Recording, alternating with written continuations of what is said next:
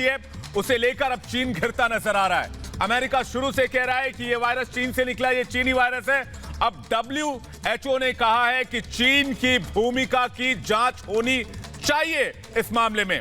और Abhishek Kapoor executive editor इस वक्त हमारे साथ जुड़े हुए हैं। अभिषेक, पूरी तरह से अब बेनकाब होगा दुनिया के सामने चीन, क्योंकि WHO ने ये बड़ी बात कही है, बड़ा बयान दिया है। देखिए, मैं समझा दूं लोगों को, अपने दर्शकों को, ये WHO की एक असेंबली होती है, वर्ल्ड हेल्थ असेंबली, जो बॉडी होती है WHO के कार्य जो उनका काम होता है पूरे साल का, उसको रिव्यू करने का, उसका अगले साल का एजेंडा सेट करने का, उसकी गवर्निंग बॉडी बनाने का, उसका अध्यक्ष चुनने का। उसकी मीटिंग कल और परसों, 73वीं मीटिंग कल और परसों हो रही है। उसका एजेंडा रिपब्लिक भारत ने एक्सक्लूसिवली एक्सेस किया है। उस एजेंडा में एक रेजोल्यूशन है जो 65 राष्ट्रों ने स्पॉन्सर किया है। उस रेजोल्यूशन में बहुत महत्वपूर्ण दो बातें हैं। एक बात यह है कि ये WHO फेल क्यों हो गया कोरोना पैंडेमिक के फैलाव को पकड़ने में सही टाइम पे, उसका इन्वेस्टिगेशन हो। दूसरी बात यह है कि ये कोरोना पैंडेमिक कहां से आया, कोरोना कहां से शुरू हुआ, जानवर से शुरू हुआ, आदमी से शुरू हुआ, जानवर से हुआ तो आदमी में कैसे आया, इसका एक वैज्ञानिक अध्ययन करने के लिए, इन्वेस्टिगेशन करने के लिए, अन्वेषण करने के लिए एक रेजोल्यूशन कर रही है ये संस्था।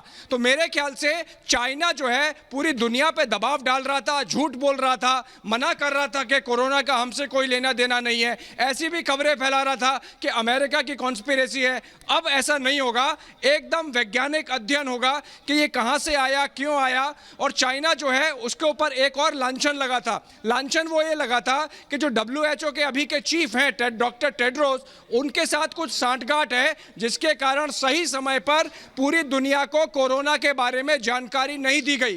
तो अब WHO के उस रोल के बारे में भी एक इन्वेस्टिगेशन होगा। ये इस रेजोल्यूशन का हिस्सा है जिसमें भारत ने भी सपोर्ट किया है। तो मेरे ख्याल से अगले 2 दिन बहुत महत्वपूर्ण होंगे कोरोना पैंडेमिक के इन्वेस्टिगेशन के हिसाब से।